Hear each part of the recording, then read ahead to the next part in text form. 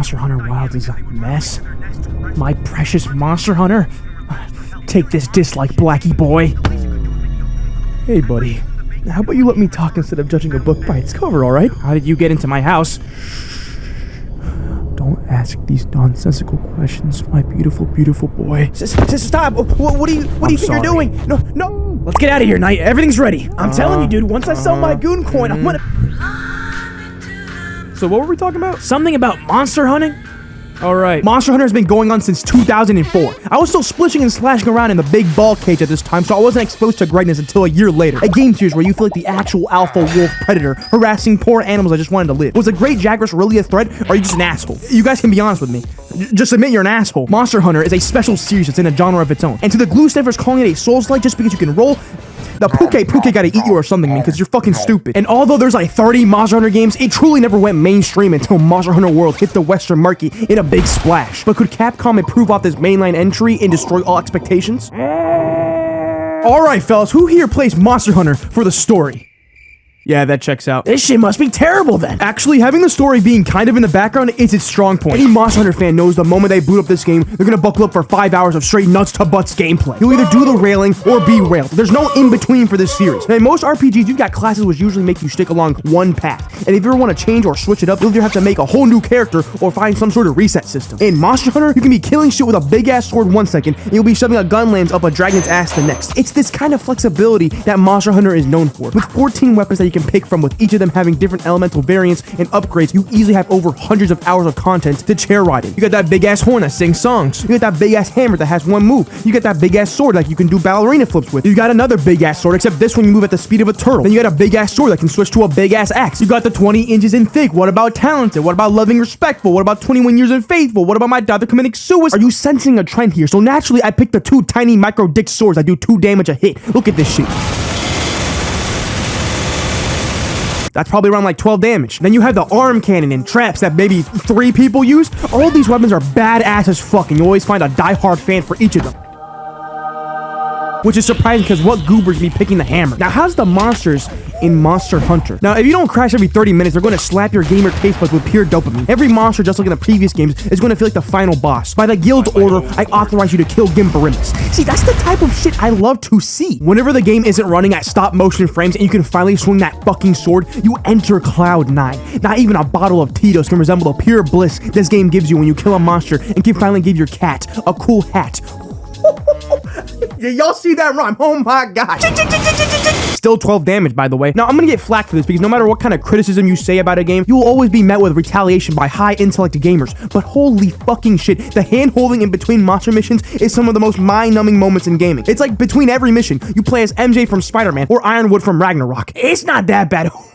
Yes, it is. I just got finished fighting Gorglogniak, destroyer of worlds, and now I'm sightseeing and picking flowers at a snail's pace. Please just end my suffering. No, but seriously, let me control my goddamn character. Anytime I try to go check something out during these scenes, the invisible hand of God snaps my neck, telling me to go forward. We have a monkey that farts though, so all is forgiven. Every monster has a unique gimmick. There's this guy that has a sack that can deflate. There's a dragon with an electric railgun as a head. A farting monkey. You got this ooey gooey tentacle monster that crashes your game every 10 minutes. They're all special and have abilities that you're gonna remember for years. You could be diagnosed with Alzheimer's, but I know damn well you're still gonna remember the Rathalos. Tell me I'm wrong. Each monster has a personality, which makes me wish that we could actually hunt these monsters like in previous installments. Since they had to make this game more welcoming to a wider audience, they removed a lot of the niche things that made Monster Hunter, and some of these, if not all, started with the release of World back in 2018. What do you mean by hunt? Before Wilds and World, you had to actually search for the monster. In Wilds, you have a GPS chip already implanted that automatically takes you to the guy with a click of a button. For a game called Monster Hunter, you're not really doing a lot of hunting.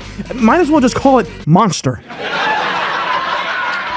Hey, I'll be here all night, fellas. I'll be here all night. The monsters also used to feel more dynamic as they would run away to their nest to rest or go hunting themselves to eat food and replenish their health. I'm not gonna lie, I'm not entirely sure if they removed those features, but I didn't experience any of those during the whole campaign except them running away from me like a little bitch. Which that in itself is kind of useless because you can just chase them down at Mach speeds on your mount. So, I don't know. In Monster Hunter Wilds, you make your own food because they removed the chef, which is probably a worse crime than the Tiananmen Square massacre. I'm out here working the fields all day, killing monsters and shit, saving people. The least you could do is make me a home-cooked meal. I bring home the bacon, and all I get in return is a pat on the back. Fuck you, Balji. 12 damage right here, let's go. All jokes aside, removing the chef helps with the flow of the game. I know some people are upset about it because it removes some charm or character from the game, which I kind of agree with, but imagine having to go back to camp after every single monster to just eat. Now, you can do everything on the field and hunt monsters back to back. Chain change is good, guys. I know, it's mind-blowing. Alma looks like a transgender male, literally taller than your own hunter and having bigger muscles and a bigger waist than Lizzo. WTF?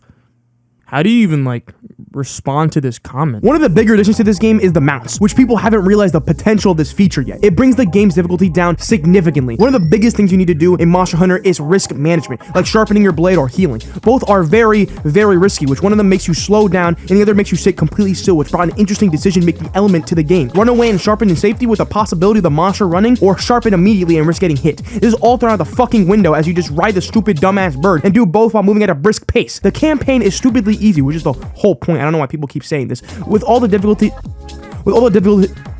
motherfucker. With all the difficult shit being after.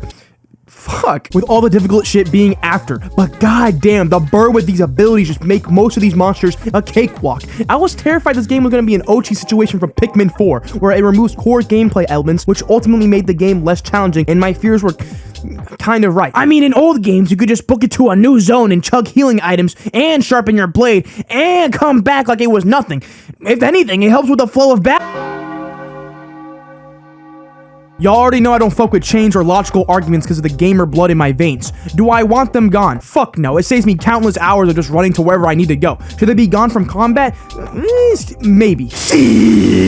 And I'm still doing 12 damage. I'm loving these Ewok wannabes called Wudwoods. I will buy this once it becomes a marketable plushie. Black people? Yo, get these wokers out of here. I'm gaming while sleeping. Don't wake me up. Oh, thank God. Elves. Finally, some realism. Crafting in Monster Hunter is what makes the game so special, with each monster having its own set, with most of them looking badass, and every weapon having multiple trees to go down to. Look at these uber powerful twin blades forged in fire by dragon scales. Boom. That's like 13 damage right there. God damn it, my game crashed again! Hey man, at least you can play Dauntless. I was just joking. I'm not gonna bash you on the head over and over again on how bad the performance is, because that's what Steam reviews are for, but there's a typo in the config file that makes your game run worse. It's pretty fucking bad, I think. Some of these 30 series cards genuinely can't run the game, and I know I talk shit on my precious 6800 XT in my last video, but it ran this game like a dream most of the time, with my first crash happening 6 hours in. My friend couldn't even play the game until he performed an ancient pagan ritual that made his game finally stop flickering, and we had the same setup besides the fact that he has an older CPU, and by older I mean literally AM4 last gen. So to all the cum guzzlers that claim that you just need to upgrade your hardware, that just simply isn't true. If it runs on a PS5, it can run on PC if they port it good. The game is unoptimized and Capcom knows that, so stop trying to convince people that it's their fault for having last gen hardware and that's the reason it runs bad. And no, I'm not blaming the developer for being quote unquote lazy. There's not a magical optimized button on their creation engine that fixes everything. They either delay this game for more testing on a wider variety of hardware or hope to God they have a day one patch ready. And it really fucking sucks it released this way, because even though it released in such an unplayable state for some people, that's not even true. That's most people. It's still a massive success with over 1 million people playing at the same time. This is undeniably going to have effects on the modern gaming market, showing companies that you don't need to do jack skibbity to optimize a game and still have it be successful. This success wouldn't come if the game wasn't good, of course. It's just a beautiful, delicious blueberry pie locked away behind a shit crust that some people just can't break through. And by some people, I mean most, because even the 4090 is coughing up fumes trying to run this game. And even though I had a close to perfect experience, minus the 3 fucking crashes during this boss, I just can't ignore that this game runs like doo-doo on most hardware. And hopefully the Capcom gods can bless these poor PC gamers with a performance patch or two. Now, I apologize for bashing your head in with performance complaints, even though I just said I wouldn't, but I gotta admit, this game is incredibly slick. The seamlessness in between the hunts, so instead of having to load into the map every time you hunt for a new monster, you just leave the camp and the world is already ready for you. There's no loading screens, and it's absolutely amazing. This is technology that Bethesda still hasn't discovered yet. The tails and chunks of armor that can be broken off, affecting the monster's moves in real time, the visual effects of the monsters and how they can transform the area with just a singular roar, the awe-inspiring, delicious-looking food.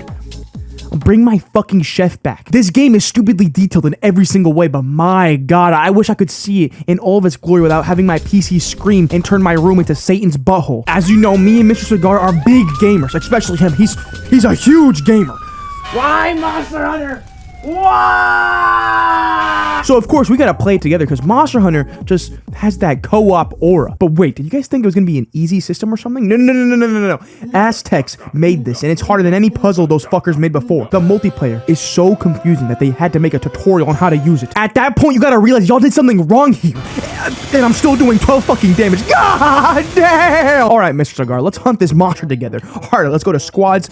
Nope, wrong. Alright, make a link party, then invite to said link party. Okay, but first add them as a friend, accept the friend request, re-invite invite them to the link party. Invite them to the environment link party. Not available. Okay. Wait for them to join link party. Play a quest for 20 minutes for cutscenes to finish. Then join. Now redo this whole process so you guys can both progress with the story. Doing all this while having to deal with cutscenes and walking segments is close to impossible. This game was very obviously made in mind with it being a single player campaign. And that's kind of how the whole series has been since the start. Co-op is a end game feature, not something that's meant to be used during the story, which really fucking sucks because once you start hunting with other people, that's where the game truly shines. Watching your buddies mount monsters and toppling them so the rest of the team can converge together like ants is such a peak gaming moment that makes you want to kiss Capcom on the lips and then caress their forehead gently. But no, we got this archaic system where joining your friend's game is harder than Chris Chan finding a boyfriendless free girl.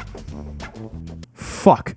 But hey, Mr. Cigar doesn't really care because he's having a blast with his other buddy, Lord Negress the cat. Hilarious, Mr. Cigar, truly. But if you ignore the co-op and the performance, which is really hard to ignore, all I have are preferences and nitpicks. This game mastered the Monster Hunter formula and can arguably be the best game in the series for a lot of people. And I can only imagine how good the DLC is going to be for this game. Definitely an instant cop if you know you can run it. Now, lastly, the story. Definitely not something Monster Hunter is known for, but can it beat the stigma of it being an afterthought and bring something great, something I can remember? Did their pen catch a piece of paper on flames while writing? Did they cook up a delicious meal that not even a Palico chef can compete with? And the answer is... I want to love you for the young thing. You need some loving. Get away from me, Monster Hunter. To love and care. Story. And I'll take you there. No. Girl. Ooh.